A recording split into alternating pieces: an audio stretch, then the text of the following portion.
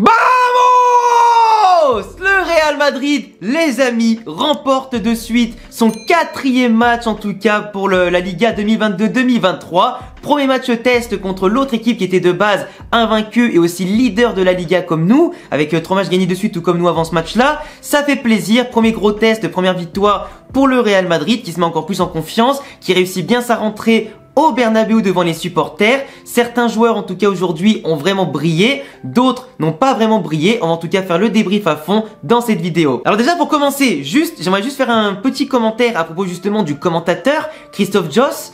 Là je suis désolé, mais là on frôle l'anti-Madrid. Déjà que ce mec là, à chaque match du Real, il a toujours un truc à dire, il a toujours un truc pessimiste à dire un petit peu sur nous. Là ça commence à faire. La moindre petite faute pour nous, ou du moins contre nous, il va l'exagérer, il va à chaque fois dire que ça y est, il y a carton rouge, il y a penalty, et il y a ci, et il y a ça. Oh frère, dose, 2 secondes, dose, 5 minutes. Si tu préfères commenter le Barça, le PSG, mais vas-y. On te force pas à commenter le Real Madrid. Parce que le mec, dès qu'on fait un truc, il nous sous-estime. Dès qu'on fait un truc bien, il nous sous-estime. Et dès qu'on fait un truc pas forcément ouf, ça y est, il en fait des tonnes. C'est bon l'exagération quoi. T'es pas Marseillais que je sache.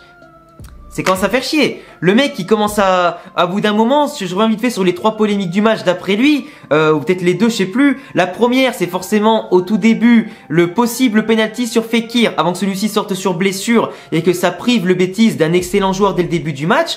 Au début, Carvajal tape sur Fekir, mais Fekir continue de courir dans son action, puis à la fin c'est Carvajal qui met son pied devant Fekir, et c'est Fekir qui fait un croche-patte à Carvajal sans le savoir vu qu'il est derrière lui. Du coup Carvajal tombe en premier et Fekir après. Du coup forcément qu'à ce moment-là, il aurait pu avoir penalty avant si Fekir tombait au premier contact avec Carvajal, mais il a continué de courir et c'est lui qui le fait tomber au final. Du coup, comme il a continué, il n'y a pas penalty, c'est logique, mais il aurait pu avoir penalty juste avant.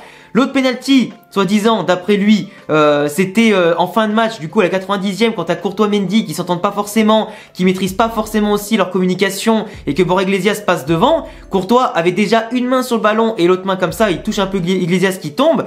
Mais pour moi, Iglesias se laisse vraiment tomber. Je veux dire, le geste qu'il fait, en plus, Iglesias n'a pas du tout le ballon et en plus de l'autre côté, il se laisse vraiment tomber. C'est un peu exagéré, tu vois. Et l'autre, il en fait des caisses, il dit que le Betis, ils se sentent lésés, qu'au Bernabéu c'est comme si, que le Real dans les 16,50 m, c'est toujours comme ça. Oh, c'est bon. C'est qu'il y a des gosses qui t'entendent quand tu fais ça en plein match. Il y a des gosses qui entendent ce que tu dis et qui vont se laisser influencer par tes paroles. Au bout d'un moment, il faut être objectif. Oui, au bout d'un moment, il aurait pu avoir penalty, mais dans la continuité des occasions, il n'y a pas penalty. Faut être logique 5 minutes. Et je dis pas ça parce que je suis pour le Real. Fekir, il avait qu'à tomber avant et Iglesias, il avait qu'à toucher le ballon avant de tomber. Et à ce moment-là, oui, il aurait pu avoir penalty et on aurait pu être dans la merde, tu vois.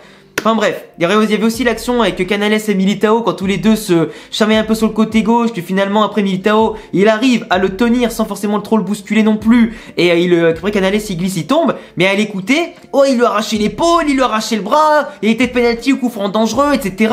Oh calme 5 minutes, c'est quand même grave d'en arriver là. Sinon pour la prestation globale, alors les 20 premières minutes n'ont pas été bonnes pour le Real en termes de construction de jeu, on a vraiment laissé la balle au Betis Séville, on a simplement su tenir nos positions pour pas que le Betis ait des grosses occasions de marquer, etc. On a quand même marqué un but magnifique avec notamment l'appel de Vinicius et la magnifique passe de David Alaba qui permet quand même d'avoir un bon technicien en termes de passe en défense centrale, qui permet d'avoir une allonge aussi très intéressante. Hein. J'aimerais bien voir pourquoi pas au bout d'un moment une alliance Alaba-Rudiger en défense centrale, car tous les deux aiment beaucoup allonger les ballons et même pourquoi pas d'avoir une belle relance dès la défense centrale. Du coup avoir les deux associés en termes de grinta, de puissance et de précision de passe, ça peut être intéressant. En tout cas Alaba qui montre toute son expérience, sa vision du jeu et son jeu aussi de balle longue, en l'absence de Toni Kroos qui était sur le banc aujourd'hui, qui est rentré en fin de match et qui a fait une bonne rentrée pour temporiser, récupérer quelques ballons et provoquer quelques coups francs.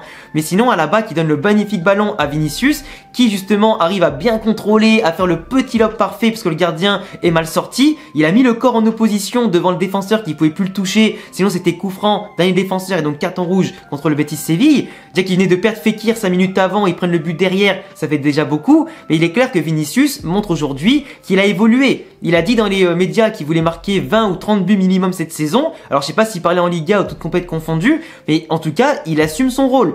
Il marque des buts avec un minimum de frappe aujourd'hui, avec un minimum d'occasion, et c'est exceptionnel. Le Vinicius d'il y a 2 ans aurait pu rater. Ancelotti en 2 saisons a transformé Vinicius. C'est un fait. De l'autre côté, On arrive à marquer un deuxième but avec l'entrée de Valverde, du coup qui a été exceptionnelle, qui donne le ballon à Rodrigo, qui a eu du mal à rentrer dans le match et qui plante son but, magnifique aussi. Les deux buts, tu vois, c'est pas mal. C'est les deux pépites brésiliennes qui marquent, on leur laisse du temps de jeu, de la confiance. Chacun marque, chacun est décisif. Rodrigo, qu'il soit titulaire ou remplaçant, il marque des points. Et il est clair que Rodrigo avait en tout cas des choses à revendiquer aujourd'hui, parce que il est souvent décisif quand il est remplaçant, mais quand il est titulaire, ça, c'est pas forcément ouf tout le temps, tu vois. Il est meilleur en Ligue des Champions qu'en Ligue 1 en général.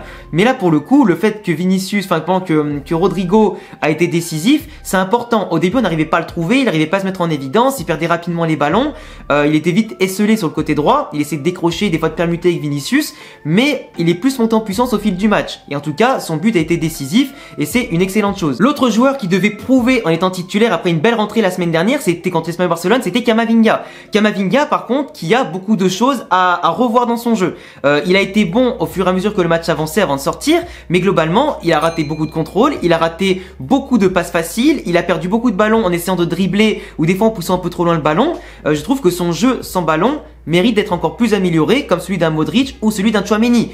On va revenir sur ces deux jours après, mais Camavinga qui doit améliorer son jeu sans ballon, il est encore très jeune, il a encore une grosse marge de projection et de progression, mais en tout cas après, ballon au pied, bien sûr qu'il conserve bien le ballon, il peut faire des belles passes, des belles percées balle au pied, et des belles transitions et tout, mais bien souvent il perd des ballons faciles et un peu bêtes, qui des fois nous mettent en danger ou vont annihiler des occasions pourtant assez claires ou des bonnes occasions qu'on pourrait lancer. C'est quand même dommage, mais sinon globalement il a fait un match plutôt pas mal, voilà, c'était pas exceptionnel, mais c'était plutôt pas mal. Tchouaméni, s'il vous plaît. Et là, j'applaudis, parce que Tchouaméni, c'était fantastique. C'est un monstre. Le mec, il est partout, à la récupération du ballon, à la construction. Il casse des lignes avec son jeu intelligent, des passes verticales, qui trouve toujours les gens dans les pieds ou dans la bonne vitesse, bien dosé dans la profondeur. Ce mec-là, il est hors norme. Il a récupéré je sais pas combien de ballons, il a couru partout, il a assuré l'équilibre, il était au fer et au moulin, il a même failli marquer un but sur corner avec sa tête magnifique.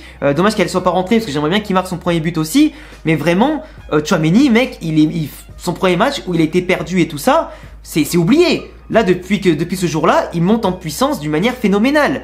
Il est dans l'impact, il est dans la technique, il est dans l'aspect tactique, il est partout. C'est un régal ce mec à avoir joué. Et à côté de Modric, pareil, 37 ans, 38 ans, le mec, il est partout. Il a failli marquer plusieurs fois. Il a à 75e minute, il court encore récupérer des ballons et distribuer les caviars. C'est phénoménal. On a un milieu de terrain, les amis, de zinzin. On a 6 joueurs entre 3 titulaires, 3 remplaçants qui peuvent alterner et ça crée du jeu. J'aurais quand même beaucoup aimé voir Ceballos rentrer beaucoup plus tôt parce que ce mec-là, il a montré en 10 minutes toute l'intensité qu'il peut mettre, la grinta, la patte technique, le fait qu'il a toujours en tout cas la tête levée pour trouver le bon partenaire. Dès qu'il récupère le ballon, ça y est, il la lâche tout de suite. C'est exceptionnel comme joueur. J'adore ces joueurs-là.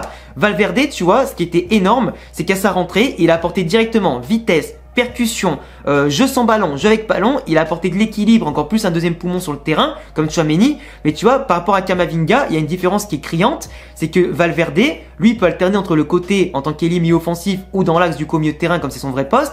Mais pour le coup, son jeu sans ballon, où il apporte des solutions, il n'hésite pas à se projeter, il n'hésite pas aussi à vraiment contrôler comme il faut le ballon, lever la tête et bien la donner dans le bon tempo. Et tu vois, dès sa première entrée de jeu, il fait l'appel dans la profondeur sur la combinaison avec plusieurs passes avec Modric, Carvajal et tout ça, et après il la donne intelligemment en retrait à Rodrigo, chose que Camavinga aurait pu faire dans le match à plusieurs reprises.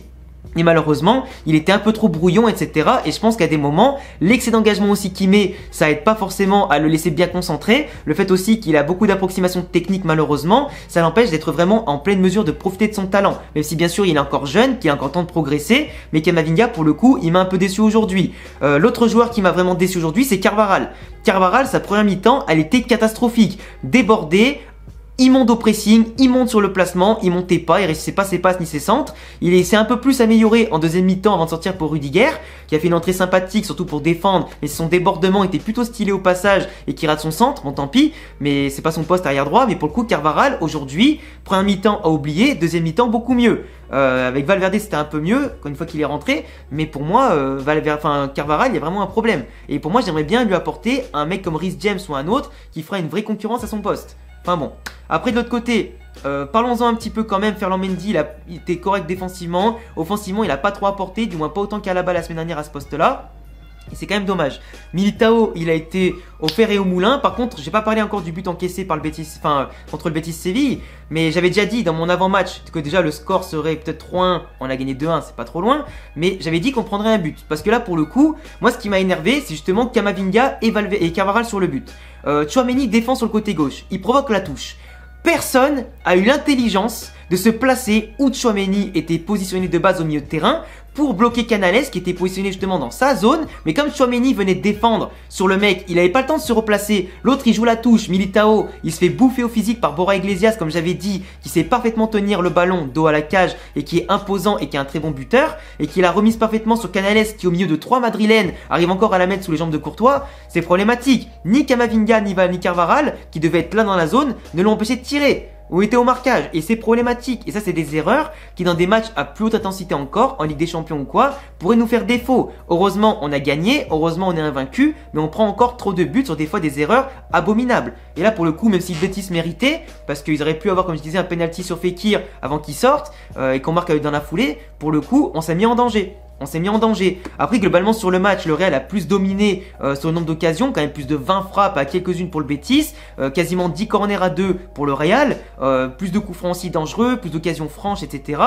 Mais on a été en manque justement de précision. On est très bon pour créer des occasions, pour perturber l'adversaire, pour le prendre à défaut. Par contre, on manque de précision dans le dernier geste. Et l'avant-dernier geste aussi. Benzema, j'ai l'impression qu'en ce moment, il est marabouté par Pogba. Je sais pas, ou par n'importe qui.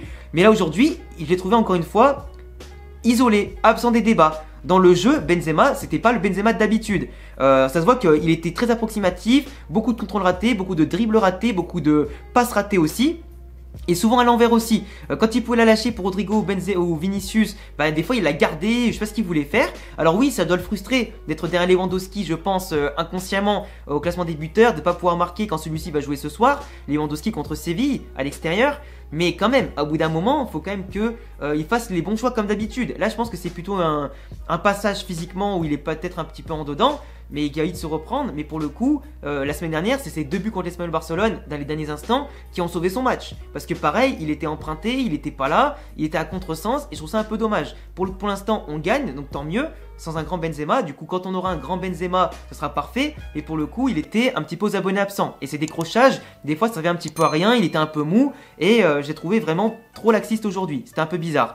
Mais sinon globalement le Real a fait un très bon match, il y a eu du jeu, des occasions, une défense solide, une équipe solidaire, qui a bien défendu sur le Betis Séville comme je vous l'avais dit, qui allait plus jouer dans l'axe avec Juanmi, avec Fekir et Canales qui ont servi de 3 numéros 10 comme on l'avait dit notamment dans l'avant-match, pour faire monter les latéraux qui ont été un peu pris au piège par nos latéraux à nous et notre façon de jouer aussi, avec des récupérations très hautes. On a mis beaucoup de fois le pressing assez haut sur Betis Séville, ça a beaucoup marché et j'espère vraiment que pour la prochaine fois, on prendra aussi le jeu à notre compte sur toute la durée du match. En tout cas les amis, je vous laisserai me dire en commentaire ce que vous avez pensé de ma review de ce match là, de mon débrief. On a d'ailleurs regardé le match ensemble sur Twitch et vous avez été plus de 50 en tout cas à mater le stream avec moi. Du coup pour la prochaine fois contre le Celtic Glasgow, on sera en stream pour 20 h. Du coup je vous laisserai venir me follow sur Twitch, tous les liens en description, j'en reparlerai dans l'avant-match bien sûr. Et en attendant, passez une excellente soirée les amis, prenez soin de vous et bien sûr à la Madrid, in a Damas. Ciao les gars.